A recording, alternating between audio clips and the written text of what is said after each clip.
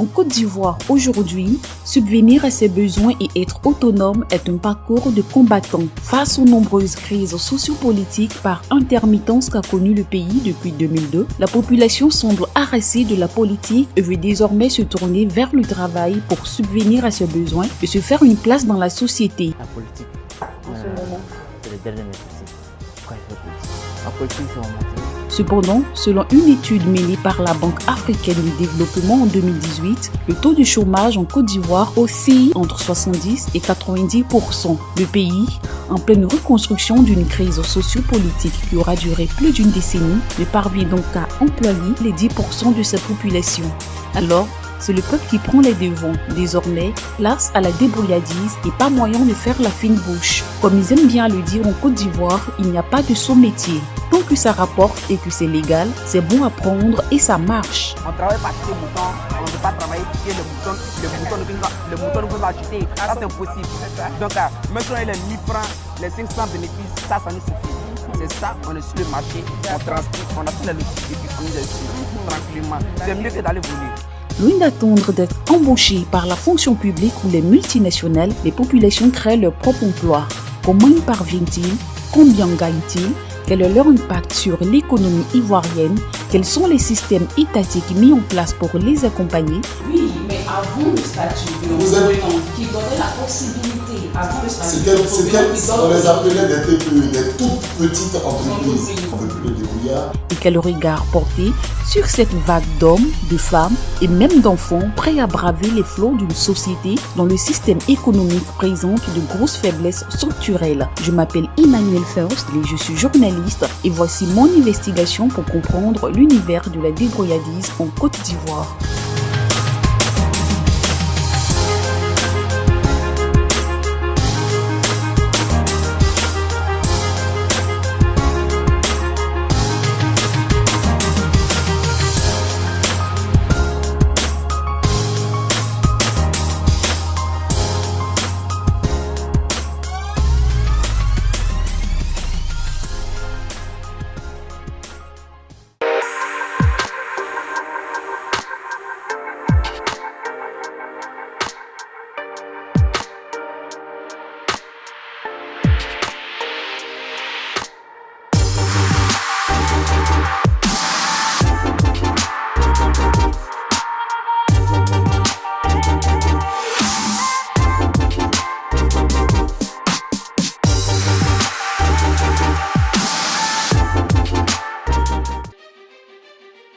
L'investigation est menée dans 3 communes spécifiques d'Abidjan.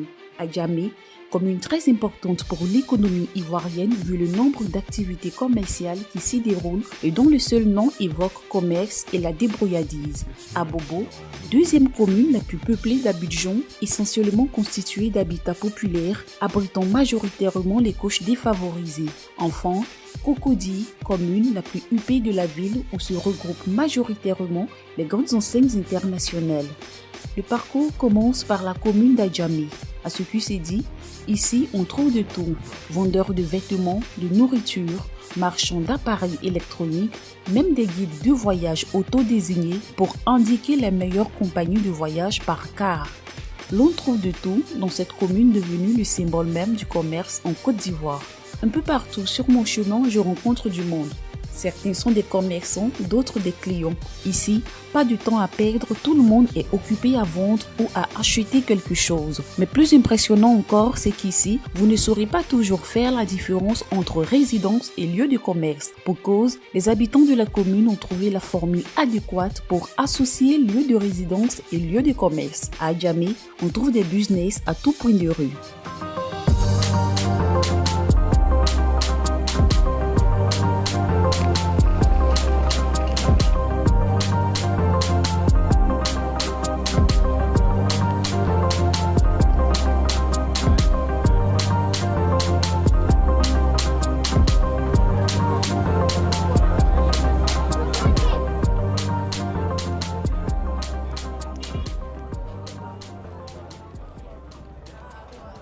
Je me rends chez M. Yeo Yekouba, un jeune entrepreneur ivoirien dont le bureau se trouve au cœur même de cette commune d'une effervescence notoire. Concrètement, ici, je fais de la maintenance informatique.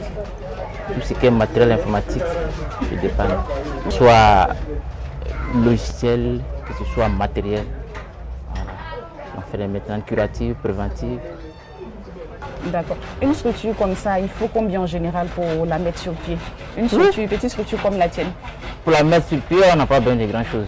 Moi personnellement, le jour où je venais ici, mon matériel de travail, mon savoir en tête, je suis installé. Puis avec le temps, avec ce concert, ça vient. D'un coup, on se trouve débordé. Donc on n'a pas besoin de tellement de grandes choses. Quelles sont les difficultés que tu rencontres dans le cadre de ton activité? La première des difficultés que je rencontre, c'est le fait que je sois à Djamé. Pourquoi? Pourquoi? Parce que Djamé n'est pas une commune de réputation, c'est une commune de délinquants où on peut trouver des choses, plein de vilains trucs. Donc du coup, quand on va intervenir de l'autre côté et qu'on dise qu'on est à Djamé, on nous prend plus au sérieux. Quelles sont les autres difficultés, puisque tu dis que ça c'est la première des difficultés? Les autres difficultés, comme je dis, tu vois, le coin est beaucoup restreint. On ne peut pas trop se mouvoir, on ne peut pas mettre le coin en valeur. Il y a plein d'activités qu'on fait. On travaille aussi sur les grosses machines, comme tu peux le constater. Il n'y a pas suffisamment d'espace. On oublie le faire avec ce qui est là. Qu'est-ce qui t'empêche de te développer, avoir un endroit, un coin plus grand, avoir un coin plus grand, vraiment j'en ai envie. Moyen fait de faux. Je n'ai pas de gros moyens, comme je t'ai dit depuis le début, j'ai fait les moyens de bord. Je me suis forcé par moi-même, ce que j'ai pu réunir à côté, c'est ce que j'ai pris pour me développer. Voilà.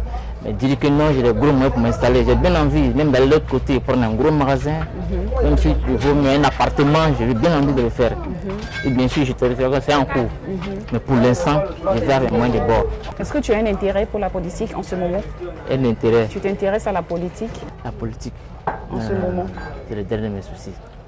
Mais ça m'inquiète parce que quand ça ne va pas aussi, ça a un impact sur nous aussi. Sinon, ça ne m'intéresse pas la politique. Ça t'intéresse? Pourquoi ça ne t'intéresse pas? Ça ne m'intéresse pas, mais c'est une perte de temps. C'est une perte de temps. Pourquoi il fait politique? Ma politique, c'est mon matériel. Voilà, c'est ça qui est ma politique. Est-ce que tu as un message à l'endroit des dirigeants? Qu'ils arrêtent seulement de voir seulement que les grands. Qu'ils pensent à nous qui sommes encore petits. Ils pensent à nous encore qui sommes petits, nous encourager et mettre à notre disposition des moyens pour des structures. Une structure pour nous encourager à lutter, surtout au niveau des prêts. Voilà. S'ils peuvent faire ça pour nous, vraiment, ça va beaucoup nous arranger. Le financement bancaire fait partie des critères majeurs pour créer une entreprise et lui permettre une viabilité sur le long terme. Malheureusement, en Côte d'Ivoire, ce financement n'est généralement pas accessible ou lorsqu'il est, le petit entrepreneur ne dispose pas de facilités de paiement adaptées à sa taille. Pour cette raison, plusieurs se tournent vers des particuliers, entendez par là la famille ou des connaissances pour avoir un prêt. Mais ce n'est pas toujours évident dans un pays où le seuil de pauvreté est de 737 francs CFA par jour, soit 269,075 francs CFA par an, selon la dernière enquête harmonisée sur les niveaux de vie des ménages réalisée en 2015 par l'État de Côte d'Ivoire.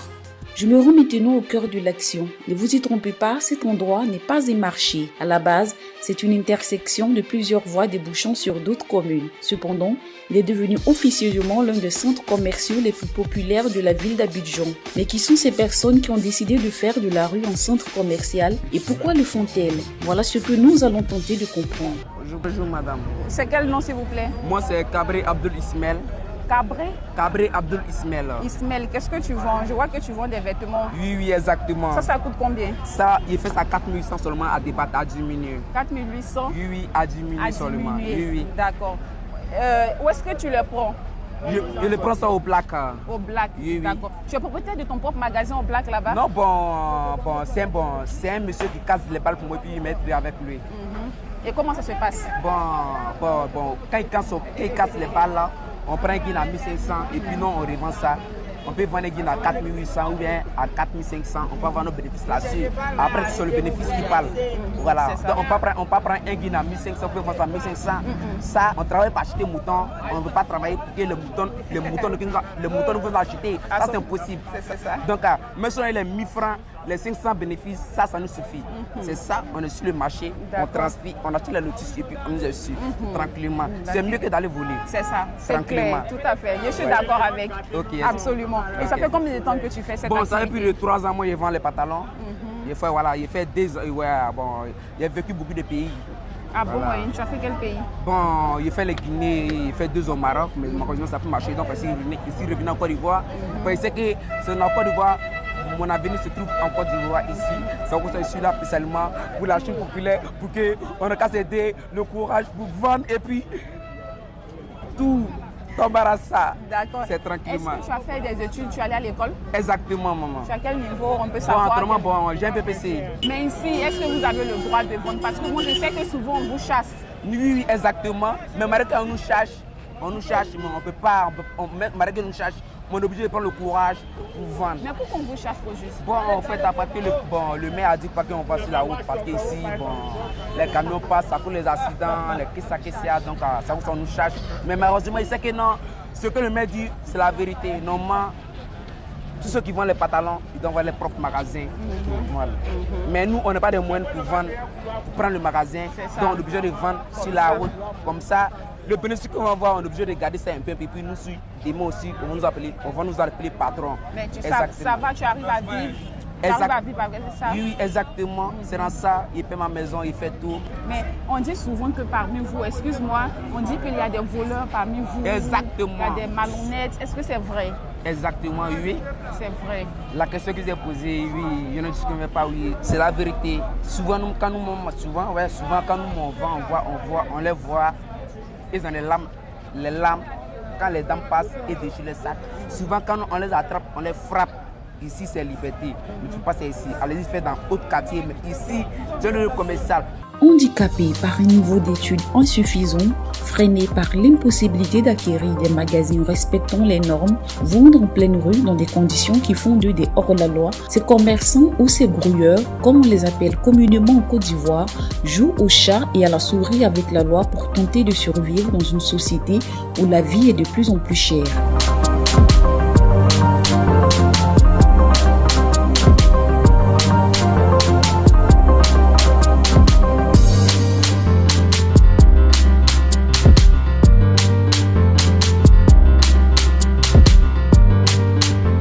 Nous entrons là, je dirais, dans les tréfonds d'Adjamé, dans le célèbre Block Market réputé pour son commerce et malheureusement pour son insécurité. Dans ce lieu, nous rencontrons une catégorie de débrouillards qui se sont spécialisés dans la commercialisation des téléphones portables. Précaution à prendre lorsque vous arrivez ici, bien ranger les objets de valeur en votre possession. Dans ce marché, personne ne veut se prêter à notre micro. Par endroits, nous sommes même éconduits durement. Mais après plusieurs refus, nous parvenons à amadouer un groupe de jeunes qui acceptent enfin d'échanger avec nous. Alors, bonjour. Bonjour, madame. Mais c'est pas pour le bon. On se salue comment? Comme ça? D'accord. Ok. Comme ça? Voilà, d'accord. Alors, bonjour à vous. Comment vous appelez? Moi, c'est DH. DH. DH, ça veut dire quoi? C'est le surnom du Black. C'est le surnom du Black, d'accord. Qu'est-ce que vous faites ici? Je vois plein de téléphones portables. Qu'est-ce que vous faites au juste? C'est la réparation? C'est la vente? Non, c'est pas la réparation. On vend les téléphones, vous faites les téléphones deuxième main. Et comment vous êtes arrivé à ce métier? Nous sommes arrivés. Bon, la plupart des gens qui sont ici, là, nous sommes tous allés à l'école. Hein. C'est ça. Voilà, maintenant, arrivé à un certain niveau, tu as pris tous les moyens, tu viens un peu chercher l'argent et puis aller encore et relancer dans la vie active. L'argent, passer les concours. Sinon, il y a certains d'entre nous qui ont les diplômes. Par contre, aussi, il y a d'autres qui sont illettrés. Voilà, c'est comme ça. Nous sommes tous mélangés ici. Donc, quand tu viens là, il faut t'adapter au mode de vie de tout le monde. D'accord. Vous n'avez pas pensé à déposer des demandes d'embauche dans des sociétés? On fait, mais nous sommes en Afrique, ici, là, pour travailler la fois, il faut miser pour travailler. C'est ça. Il faut miser pour travailler. Donc, là, on cherche là pour miser. C'est là qu'on travaille. Et ici, vous pouvez gagner combien comme ça par jour? Ici, quoi? Ça dépend. Souvent, même là, si le marché est bon, même là, il peut faire 50 000 par jour. Comme bénéfice, 50 000, 30 000, par 20 000, jour. Oui. Ah, mais c'est super. Maintenant aussi, souvent aussi là, tu peux faire une semaine, mais tu ne gagnes pas mon même. D'accord. Vous avez des taxes ici que vous payez, des impôts, des taxes ici, particulièrement sur votre table ici? Mais on travaille, nous sommes en collaboration directe avec la mairie. C'est la mairie qui voilà, donc là. La mairie vous voilà, non, on ne paye pas de taxes, mais c'est chaque fin du mois qu'on paye les droits à la mairie. Combien comme cela? Non, ça c'est entre nous et la mairie. En fait, c'est confidentiel, c'est pas officiel. Voilà. Est-ce que c'est avec la mairie ou bien c'est avec des agents spécifiques dans la mairie? C'est la même chose. C'est la même chose. Voilà. D'accord, ok. Nous, on a appris qu'il y a ici des receleurs, c'est-à-dire les gens qui revendent les portables comme ça, les deuxièmes mains. Là. Il y a des portables volés, voilà. Bon, ici, là, c'est un marché noir, hein, comme on dit, comme le nom le dit, black market. C'est ça. Donc là, chacun sait comment il trouve ses marchandises, chacun sait ce qu'il est venu faire. Donc, si tu veux devenir voleur, tu vas devenir voleur. Si tu veux devenir... Bon, si tu veux chier ton âme sur le droit chemin, tu l'auras. Voilà, donc aussi là, si tu sais que, bon, exemple comme ça, mais ce téléphone comme ça là, c'est un téléphone qui coûte au moins 200 000 francs et nouveau. Maintenant un petit de 15 ans peut venir, même 12 ans peut venir, et puis te dit qu'il vend ça à 20 000. Et si tu as acheté, toi, tu dois dire qu'il y a les conséquences. Donc, si tu sais que tu travailles normalement, tu laisses, tu n'achètes pas. Maintenant, tout le monde est la même chose. D'accord. Voilà. Mais est-ce que vous, personnellement, il n'y a jamais eu quelqu'un qui vous a accosté dans votre milieu là? Quelqu'un ne vous a jamais approché pour dire, mon vieux père, j'ai pris le téléphone là, je veux revendre ça chap rapidement, comme on le dit. Si, mais moi, quand ce genre de personnes viennent vers moi là, non. Ils ne posent pas, vraiment, ils ne cherchent pas de produits. Ils viennent ici pour un but, donc après ça, la vie continue. Mais est-ce que vous en connaissez? Pardon? Vous en connaissez? Au Black ici, on nous a dit il y a le vol, il y a de l'agression. Vous en connaissez des jeunes qui sont dedans? Non. D'accord. Sérieusement, hein, c'est entre... Non, sérieusement, je ne sais pas. D'accord. Sérieusement. C'est que chacun est dans son giga. Mais qu'est-ce qui vous empêche d'avoir un magasin? L'argent. Ici là, tu me dis pas un magasin, ils vont te parler de 10 millions, 15 millions. On va arriver là. Petit magasin quoi. Ils vont te dire 10 millions, 15 millions. Pourquoi dire? Vous ne savez pas, est-ce qu'il n'y a pas des institutions qui vous aident à financer? Non, jamais. Ici là, c'est chacun pour soi, Dieu pour tous. Chacun pour soi, Dieu le pousse. C'est la jungle quoi. Voilà. Si tu n'es pas fort dans la tête là, tu ne peux pas rester ici. Parce que c'est un marché noir, tout se passe ici. Voilà. Si tu veux chez eux, c'est vraiment le black market, il y a toutes sortes de choses qui se passent ici. Mais si tu es venu pour un but précis là, tu n'as pas entré dans ce genre de trucs. Est-ce qu'il y a quelque chose que vous aimeriez que les dirigeants fassent pour vous? Quelque chose? Oui, pour aider votre activité. Au black ici là? Oui. Vous, en tant que... Vous n'attendez rien de la part des dirigeants? Non, on ne veut pas que nous fasse quelque chose pour nous-mêmes. Ici, là, ils vont venir faire quoi? S'ils veulent faire quelque chose là, ceux qui sont dans le couloir à Djoufou, les moments là, ils sont décasés les maisons là, et ils n'ont qu'à changer pour eux. Ici, là, nous, on prend pour eux. D'accord. Il n'y a pas longtemps faire quelque chose pour nous ici. Nous-mêmes, on se défend. Nous-mêmes, quand même, ils ne viennent pas ici, là, nous la reine même. Ah bon? On ne les veut même pas même. Il ne faut pas qu'ils vont faire quelque chose. On ne les veut même pas. Merci.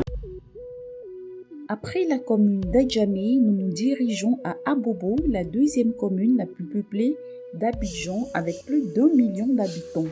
Mais elle est aussi l'une des communes les plus pauvres et est devenue tristement célèbre à cause du phénomène des enfants en conflit avec la loi, appelé communément microbe, qui agresse les populations. Là-bas, j'y rencontre Kamagati Awaou, une jeune fille diplômée et débrouillarde qui se consacre à son activité en attendant de réussir à un concours de la fonction publique, ce qui lui garantirait une situation sociale moins précaire et plus stable, un contexte de vie dans lequel se retrouvent plusieurs jeunes diplômés en Côte d'Ivoire. Qu'est-ce que vous faites concrètement ici? Bon, nous sommes dans un magasin de quincaillerie. Bon, nous on vend. On a nos patrons. C'est nous, on sert les clients et puis on leur donne l'argent. Et puis les soirs, on nous paye. Les soirs, on vous paye. D'accord. Donc en fait, vous vendez dans la quincaillerie? Ah oui, on vend. Le patron. Donc depuis combien de temps vous vendez ici? Bon, ça fait pratiquement 1 an qu'on est ici. Moi, je suis ici. Est-ce que vous avez fait des études? Oui. J'ai le bac, mais je n'ai pas plus progresser pour des diverses raisons. Comme quoi, par exemple?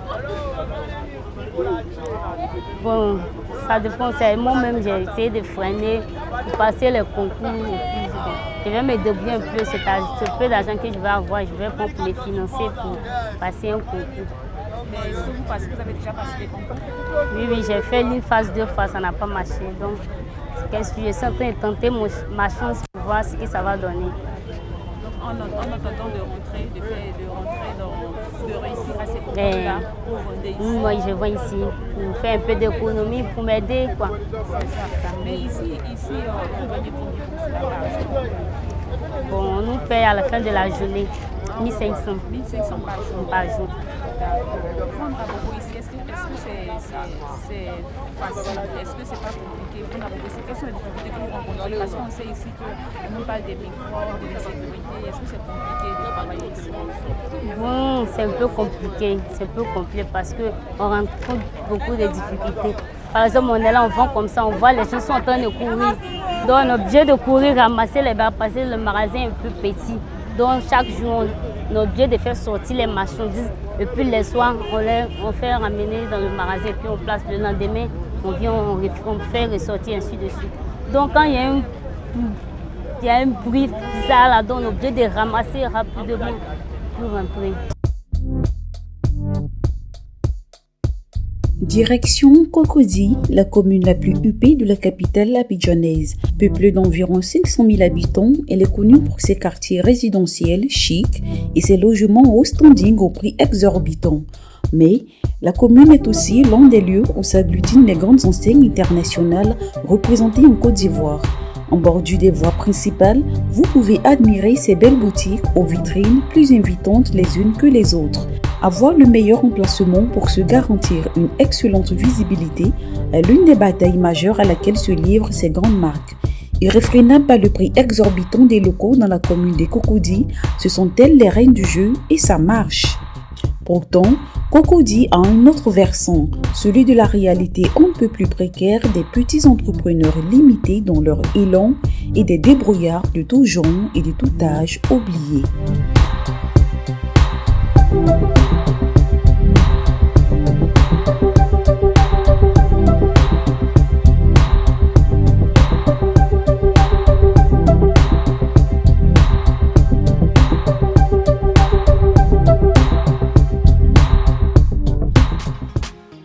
Je me rends chez M. Landré Djokoyi, un jeune entrepreneur ivoirien qui a remporté en 2019 le prix Safacom du meilleur jeune entrepreneur. Alors, M. Djokoyi, expliquez-nous comment est née votre structure. Voilà, je suis né en 2015, janvier 2015, avec mes propres fonds.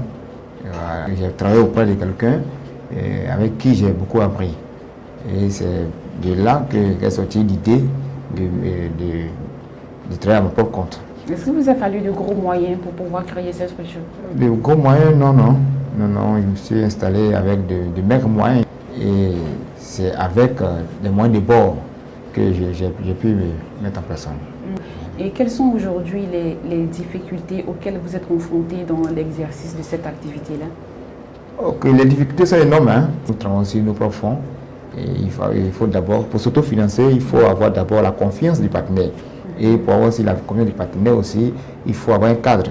Il faut avoir un bon projet, un projet fiable. Et c'est ce que nous faisons. Donc nous travaillons sans financement en fait.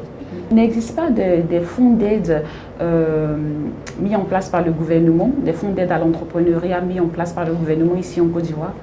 Effectivement, les gens en parlent. On dit qu'il y a cette initiative-là qui a été mise en place, mais je peux dire que nous, on en fait un pas vers ce mécanisme-là, mais ça n'a pas marché. Là-bas, on nous parle des réseaux. Il faut avoir une connaissance au niveau du sommet de l'État pour pouvoir rentrer en possession des moyens qu'il faut. Et généralement aussi, nous avons aussi peur de se faire usurper notre projet. C'est-à-dire vous pouvez aller étaler votre projet là-bas et le lendemain, vous voyez que c'est quelqu'un d'autre qui l'exploite au profit de celui-là même qui est l'initiateur. C'est vrai que vous avez cité pas mal d'obstacles que vous rencontrez dans l'exercice de cette fonction, de cette activité. Mais est-ce qu'il y a des avantages liés quand même à cette activité que vous exercez depuis longtemps? Oui, l'avantage ici, en tant que de jeune, d'abord le premier avantage, d'abord c'est la maîtrise de son temps. Parce que quand on entreprend, on est maître de son temps. Ça, c'est le premier avantage. Et le deuxième avantage, c'est que financièrement, je suis autonome. D'accord. Voilà, financièrement, je suis autonome. Donc, cette autonomie-là me permet de pouvoir encore projeter ma vision, en fait. Voilà. Qu'est-ce que le gouvernement doit faire, de votre point de vue, pour vous aider dans votre entrepreneuriat et surtout inciter les jeunes à se lancer dans ce milieu-là? Pour entreprendre, il ne suffit pas de se lever et entreprendre. Il faut d'abord avoir la connaissance. Et à ce niveau, l'État doit amener les jeunes à se former. C'est important la formation, parce que la formation permet d'acquérir une connaissance. Et c'est cette connaissance qui vous permet de vous installer. Il faut que l'État, même depuis la classe 3e, déjà puisse multiplier ce qu'on appelle les écoles professionnelles pour amener les jeunes à entreprendre et à connaître les petits métiers. Ça, c'est d'abord le premier point, c'est la formation. Le deuxième point, ça, c'est le financement, l'accompagnement. Dans le financement, et en train de position, au-delà, parce que l'État ne peut pas tout faire, au-delà même le soutien de l'État, il faut aussi que le privé, c'est-à-dire quand il parle du privé, il parle des banques. Et les banques ivoiriennes aussi doivent faire confiance aussi aux jeunes ivoiriens qui entreprennent. Et je peux dire que nous sommes avec des structures bancaires qui voient un peu le mouvement de comptes, c'est-à-dire sur nos différents comptes, mais qui hésitent encore à nous accompagner dans ce que nous faisons. Ce n'est pas l'État qui donne l'emploi à tout le monde. En 5 années d'existence, ce jeune entrepreneur ivoirien a réussi à mettre sur pied une entreprise sérieuse qui embauche aujourd'hui 8 autres jeunes et lui permet d'être financièrement autonome.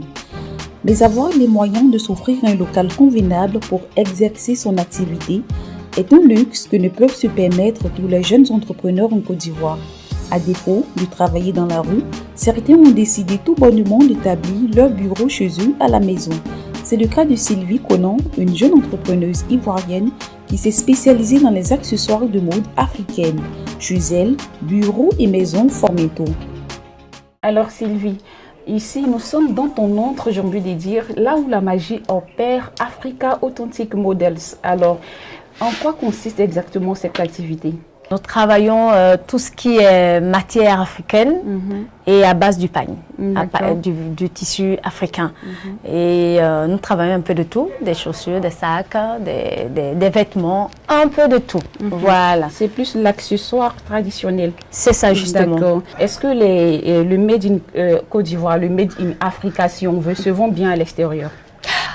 De plus en plus, la chose est en train de s'exporter. Au milieu des grandes marques? Oui, bien sûr. De plus en plus. Et quelles sont les difficultés que vous rencontrez dans l'exercice de cette activité? C'est pas facile.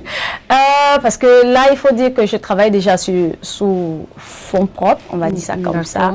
Est-ce que vous savez s'il existe des fonds d'aide à l'entrepreneuriat instaurés par les dirigeants? Je ne sais pas trop, mais je pense qu'il doit en avoir, mais bon. Vous comprenez, c'est un peu compliqué. C'est un peu compliqué pour l'instant. Comme je l'ai dit tantôt, nous roulons sous fonds propres. Jusqu'ici, aucun jeune entrepreneur n'a déclaré avoir profité d'une quelconque aide de la part de l'État. Certains n'en ont jamais entendu parler, d'autres en ont entendu parler, mais n'en ont jamais bénéficié. Je me rends donc auprès d'une jeune femme commerçante. À ce qu'on m'a dit, elle serait l'une des rares entreprenantes à avoir bénéficié de ce fameux fonds d'aide à l'entrepreneuriat mis sur pied par l'État de Côte d'Ivoire. Pour la rencontrer, je pars encore dans la commune d'Adjamé où elle tient sa boutique. Je vends les colliers pour les dames mariées. Mariées forcément? Oui, les dames mariées, quand elles se marient, elles portent ça. En fait, c'est pour lors du mariage. Lors du mariage. D'accord. Et puis dans la maison avec son chéri, elle s'habille. D'accord. Maintenant, ça ce sont les encens. Encens. Voilà. D'accord. Maintenant, il y a les vêtements aussi, il y a les friperies, les pique-niques qui sont là. Ça, ce sont des bikinis, les 2 pièces. Voilà. Les 2 pièces.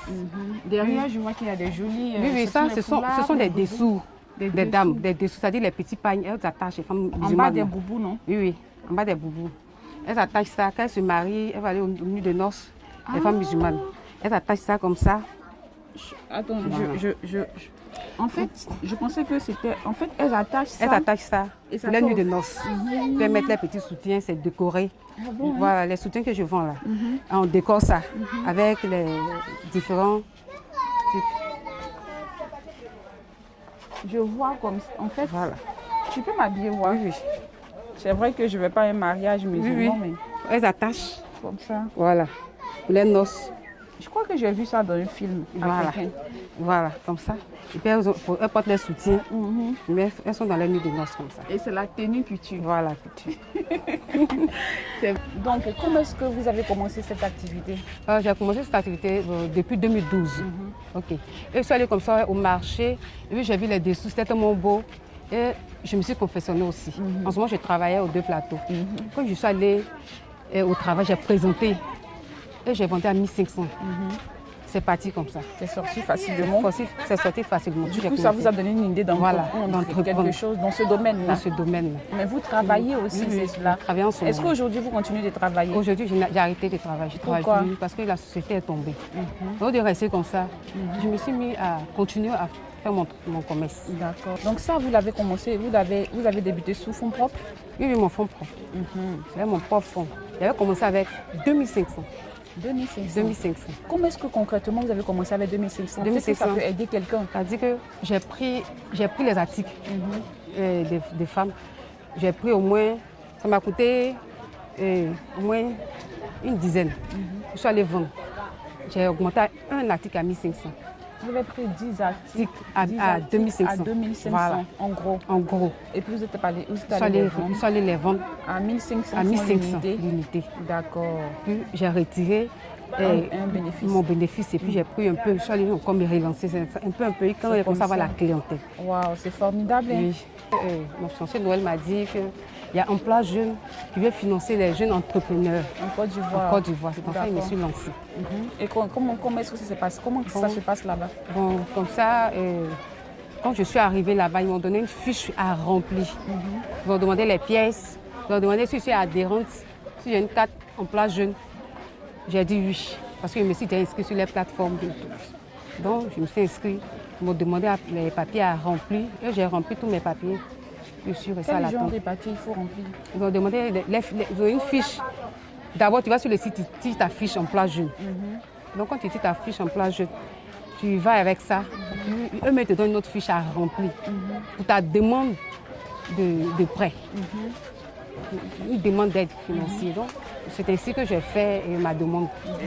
Et puis, Dieu merci. Quand j'ai fait ma demande, il a déposé toutes les photos, ils ont demandé tout ça, il a déposé. Puis, ils m'ont appelé, mon nom a été retenu. Ah, formidable. Oui. Ils ont retenu mon nom. Et ça, c'est en quelle année? C'est quand ça? C'est en décembre. Là. Décembre 2019. Oui. Depuis 2012, vous êtes lancé. Et non. Quand je me suis lancée par rapport à Emploi Jeune, c'était l'an passé. 2019, c'est cela? Oui, 2019. Sinon, parfois, je vais dans les banques, on va demander les prêts, mais c'est un peu difficile. C'est difficile. C'est difficile. D'accord. Donc, bon, j'ai dormi, j'ai me débrouiller un peu. C'est ça. Donc, depuis 2012, ouais. vous êtes débrouillée toute seule. Et puis ensuite, en 2019, vous vous êtes inscrite à l'emploi jeune. L'emploi jeune. Et aujourd'hui, je suis allée faire mon ouverture de compte. J'ai été retenue. Ils m'ont donné des fiches à remplir et autres. Donc, j'ai rempli toutes mes fiches. J'ai déposé. Ils m'ont fait une ouverture de compte. Ils m'ont donné un carnet, un livret d'épargne. Voilà, j'ai reçu mon livret d'épargne. J'ai gardé ça tranquillement à la maison. Donc, ils doivent nous rappeler que les fonds sont venus. Mais les fonds s'élèvent à combien? Bon, moi, j'ai demandé une somme de 800 000 francs. 800 000 francs. L'agence Emploi Jeune est une structure étatique qui a pour mission principale l'insertion des jeunes âgés de 18 à 40 ans. Toutefois, dans l'exécution de ces missions, elle est aussi chargée de la prise en charge et de l'accompagnement des personnes vulnérables éloignées du marché de l'emploi. D'après Mme Alette Koudou, elle a fait une demande de 800 000 francs CFA auprès de l'agence Emploi Jeune au mois d'octobre 2019. En mai 2020, l'agence lui a finalement accordé 400 000 francs CFA, soit la moitié de la somme demandée. Cela serait dû à la forte demande d'aide que l'agence reçoit chaque année, soit 1000 demandes de financement par vague. Je sors maintenant de la commune d'Adjamé et je retourne à Cocody pour faire la rencontre des vendeurs de rue. Au milieu des grandes enseignes dans cette commune, On trouve aussi des vendeurs ambulants accostant les véhicules au feu stop dans un embouteillage à un ralenti et parfois même courant après des clients dans des véhicules roulant à vive allure. La nuit est tombée, mais cela ne change rien à la témérité des débrouillards. Je suis venu ici en Côte d'Ivoire le 22 mai 1999. Bien avant, j'étais au deux plateaux, vers Carrefour Marché là. Bon, j'ai un coin là-bas, ils ont cassé, donc je suis quitté là-bas, vers Foufou de 2002 qu'ils ont fait là. Je suis quitté là-bas, je suis venu au grand marché de Cocody là. J'avais un magasin là-bas, dans les magasins où le grand marché a été brûlé. J'ai pas d'argent en liquide sur moi pour pouvoir prendre un magasin. Je suis obligé de venir là pour pouvoir me débrouiller avec. De faire cette activité. Ça n'a pas l'air facile, mais nous avons des magasins. Vous savez que dans ces temps-là, ça casse les magasins. Que vraiment, nous n'avons plus de place pour nous asseoir. C'est pourquoi nous sommes retrouvés ici. Pourquoi est-ce qu'ils ont cassé au juste, vous savez? Bon, on nous a un peu dit que nous sommes sur la route et que ce n'est pas normal que nous restons sur la route, de rentrer dans le marché. Et dans le marché aussi, pour avoir la place, ce n'est pas facile. Pourquoi ce n'est pas facile? Parce qu'il n'y en a pas. Il n'y a pas de place. Il n'y a pas suffisamment de marché, n'est pas assez grand pour que tout le monde ce que vous êtes.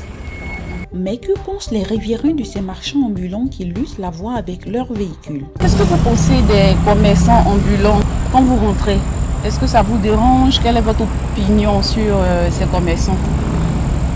Oui, ça me dérange parce que c'est un peu dangereux pour la circulation. Voilà.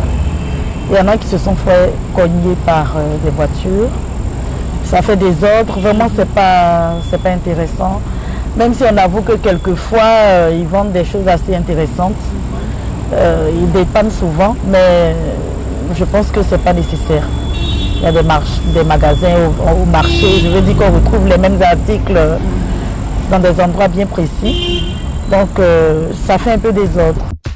Dans mon enquête, je rencontre un petit garçon vendant des chips dans la rue. Intrigué, je l'accoste. Bonsoir mon gars, ça va? Bonsoir. Comment est-ce que tu t'appelles? Yao Stéphane, d'accord. Qu'est-ce que tu fais ici dans la rue? Tu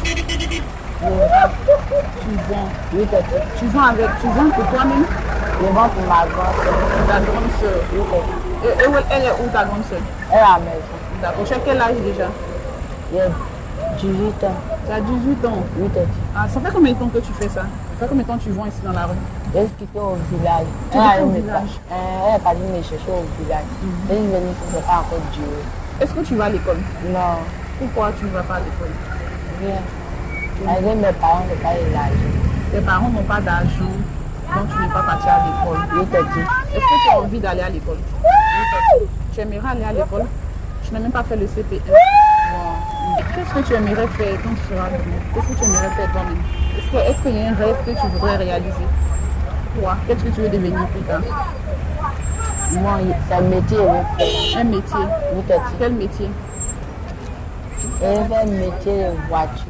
Métier de voiture. Arranger des voitures ou bien vendre des voitures? Arranger des voitures. Donc mécanicien quoi? Oui, mécanicien. Mais pourquoi tu ne vas pas dans un garage pour commencer à apprendre en même temps? Non, ma grande soeur ici est vendue. Elle va me mettre à travailler en même temps. À Abidjan, on rencontre plusieurs enfants travaillant dans les rues à l'image du petit Yao Stéphane. Nombreux parmi eux vivent même dans la rue. J'ai réuni un petit groupe avec lequel je vais discuter pour tenter de comprendre les raisons de leur présence dans la rue. Bonsoir, ça va? Oui, ça va. Comment est-ce que tu t'appelles? Aboubacar. Tu t'appelles Aboubacar. Aboubacar, qu'est-ce que tu fais ici, dans la rue ici? Moi, je suis vide de voiture. Je suis vide de voiture. C'est avec ça? Comment je vois? C'est avec ça que tu es sur la vide de voiture? Tu as acheté ça ou bien tu as pris ça où? 1150. Tu as acheté ça à 1150. Comment est-ce que tu as commencé? Qui t'a donné l'argent pour acheter ça? J'ai demandé là, c'est là après quand il gagne 1150, j'espère payer ça la même chose. Tu as demandé l'argent où ça? À l'opéra. Non, tu as demandé l'argent aux gens qui passent là, dans les rues là? Oui. Tu as demandé l'argent dans les rues comme cela et puis quand tu as atteint 1850, tu allais acheter ça et maintenant tu es sur les vides de voiture avec.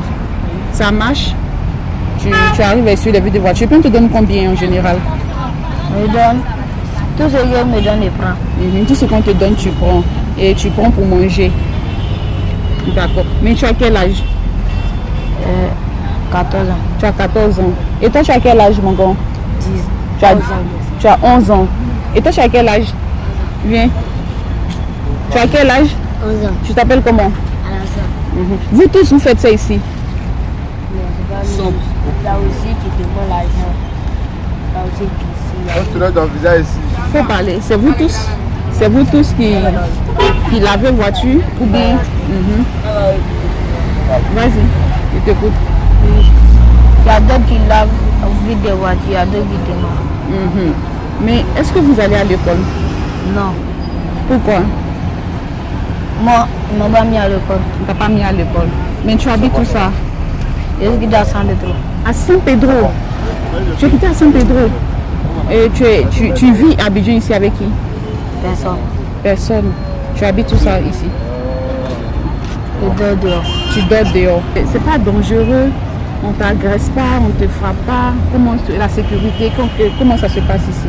Il y a les grands qui nous surveillent. Vous avez des grands frères ici qui vous surveillent. Les grands frères qui vous surveillent, ce sont eux qui sont là? Tu peux ouvrir le plan sur eux s'il te plaît? Bonsoir les grands frères. Prenez mon bord. Déjà. Salut moi. D'accord. Voilà. Quand eux ils travaillent, vous prenez l'argent là aussi? Ça Ils ne prennent pas. Non, ça reste avec eux. Ça reste avec ce eux. qu'ils veulent faire, ils font. Mais ce qu'ils nous on leur dit seulement, ils vont se laver, ils vont payer à vie. Et tout. À manger, c'est fini. Mais on dit que souvent, c'est vous qui envoyez les enfants là dans la rue, vous les forcez et puis vous prenez l'argent. C'est faux. C'est faux. Il y a aussi là, ce côté, si les papas ont marié deux femmes, deuxième femme, elle peut faire une méchanceté sur l'autre enfant. Avec lui, sa maman comme ça, par exemple, soit elle n'est pas là, soit elle est décédée. Tu maltraites l'enfant, il va sortir. Donc si les papas aussi s'occupent pas de lui, soit ça quitte dans la famille. D'après un rapport de l'UNICEF publié en février 2020 par Humanium, organisation non gouvernementale internationale engagée à faire respecter les droits des enfants, en Côte d'Ivoire, 7 enfants sur 10 âgés de 5 à 17 ans sont économiquement actifs. Le domaine agricole emploie à lui seul 71% de ces enfants. Il est également fréquent de voir dans la ville d'Abidjan des enfants qui nettoient les vitres des voitures, cirent les chaussures ou vendent divers objets pour assurer leur survie ou parfois celle de leur famille. Dans les zones urbaines, le phénomène des petites bornes est fréquent. Il s'agit de petites filles qui travaillent comme aides à domicile, généralement pour un salaire misérable, inférieur au salaire minimum. D'autres secteurs emploient généralement des enfants, c'est le cas de l'artisanat. Le secteur du transport emploie également beaucoup de jeunes qui travaillent généralement dans des mini-cars collectifs. Ils sont communément appelés apprentis baka et assistent le chauffeur dans la recherche de clients et la collecte de l'argent. La maltraitance des enfants est un phénomène prédominant en Côte d'Ivoire et fréquent à Abidjan. Il s'agit d'enfants livrés à eux-mêmes, vivant dans des conditions pénibles, difficiles et ne bénéficiant d'aucune aide sociale. La plupart ne sont pas scolarisés et peinent à subvenir à leurs besoins. Pour remédier à ce fléau, la Côte d'Ivoire a mis en place une politique nationale de protection de l'enfant. Cette politique vise à protéger les enfants contre toutes les formes de vulnérabilité auxquelles ils sont exposés. Toutefois, les situations des droits de l'enfant restent excessivement précaires en Côte d'Ivoire et requiert une meilleure implication des autorités. Sortir ces enfants de ces conditions précaires et mettre en place des mesures favorisant leur intégration sociale serait une façon de leur donner une seconde chance et de mettre fin à ce fléau qui est néfaste en premier pour les enfants, mais aussi pour l'avenir du pays, car ce sont les enfants maltraités ou pas aujourd'hui qui seront les adultes de demain qui définiront la société.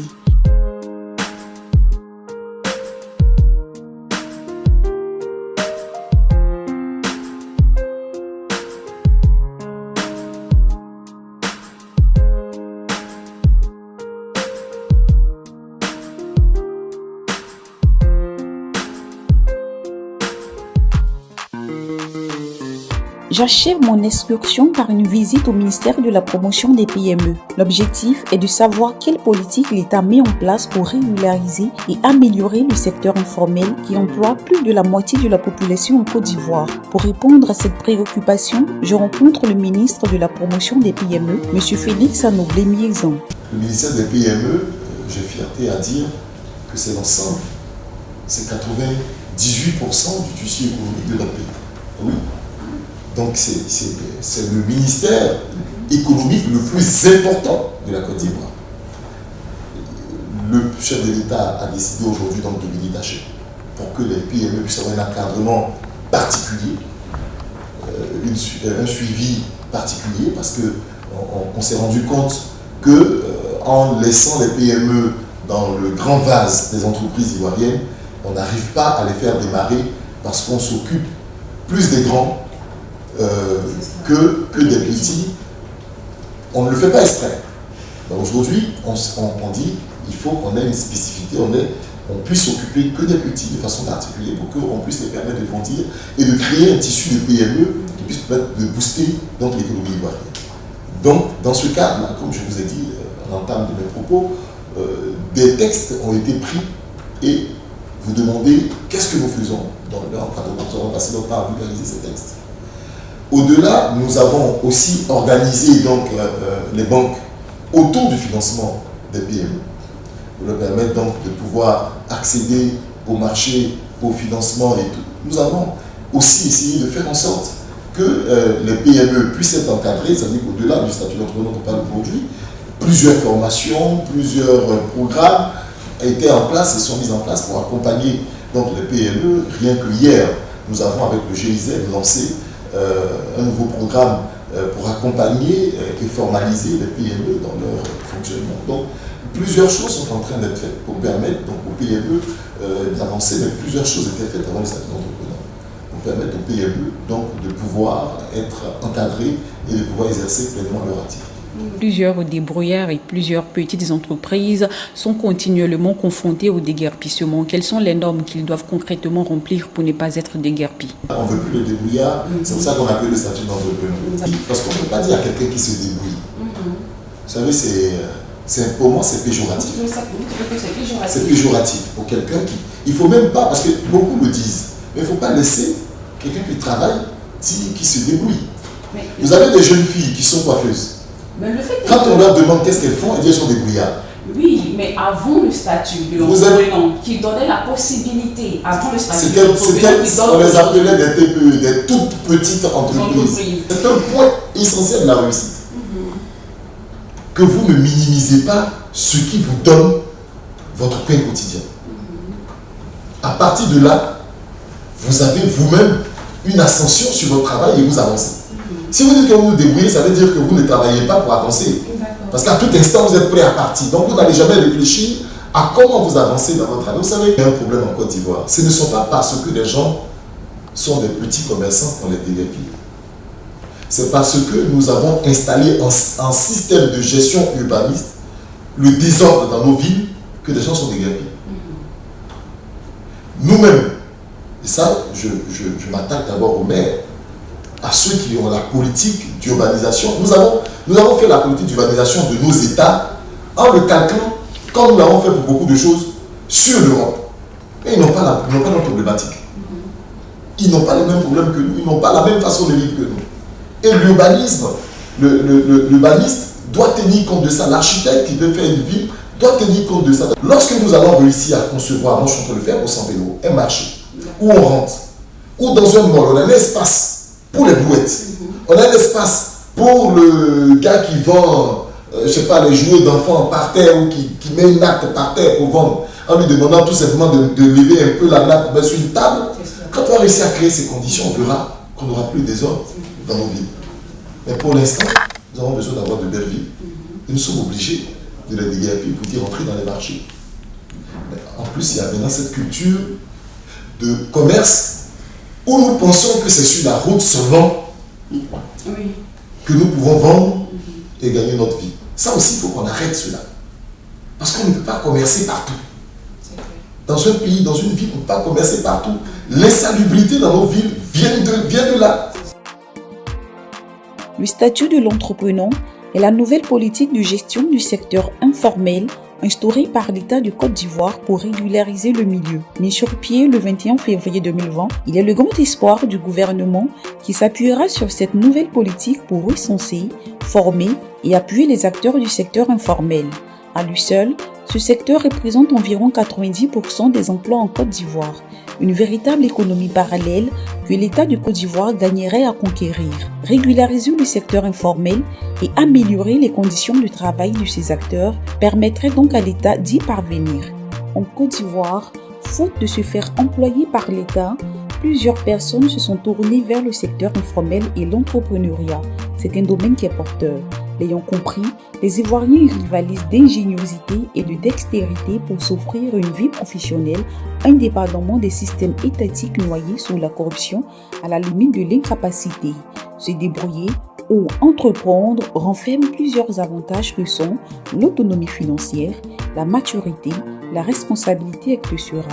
Toutefois, même si la population est encouragée à se tourner de plus en plus vers l'entrepreneuriat, plusieurs difficultés considérables y freinent leur élan et leur croissance, telles qu'une politique étatique d'aide à l'entrepreneuriat compromise, voire inexistante, un système bancaire principalement tourné vers les plus grands entrepreneurs, des places de marché limitées ou au prix inaccessible, des magasins au loyer exorbitant.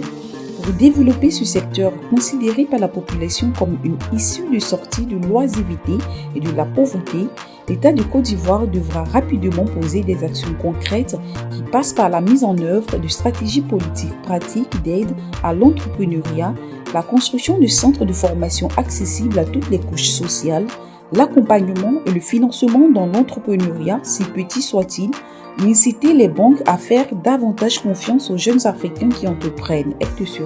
Puisque l'État du Côte d'Ivoire ne peut faire face à la forte demande d'emploi de sa population, il gagnera à actualiser et à adapter sa politique en la recentrant sur le secteur de l'entrepreneuriat qui semble pouvoir favorablement répondre aux besoins professionnels de la population.